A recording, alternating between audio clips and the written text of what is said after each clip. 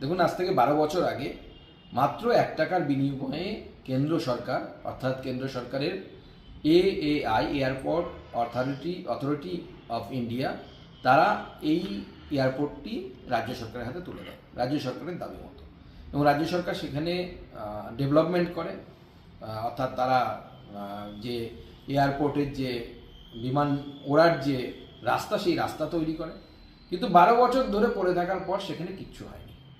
30 বছরের লিজ ছিল, 12 বছর অতিক্রান্ত, রাজ্য সরকার 12 বছরের রামের বনবাস পূর্ণ হয়ে গেল, কিন্তু রাজ্য সরকার কিছু করতে পারেনি।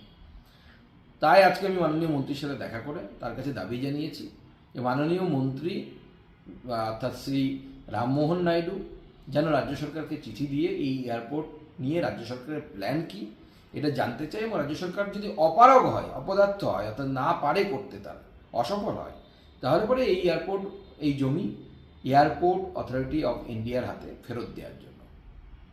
রাজ্য সরকার ফেরত দিলে পরে আমরা সেখানে প্লেন চালু করব, আমরা বিমান ওরা শুরু করতে পারবো।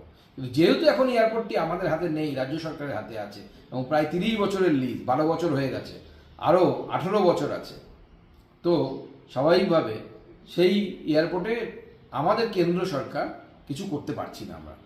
এবং এই এয়ারপোর্ট যদি কেন্দ্র সরকার ফেরত পায়, মাননীয় মন্ত্রীর সাথে কথা বলে বিমান চালানোর দায়িত্ব আমার, সুকান্ত মজুমদার।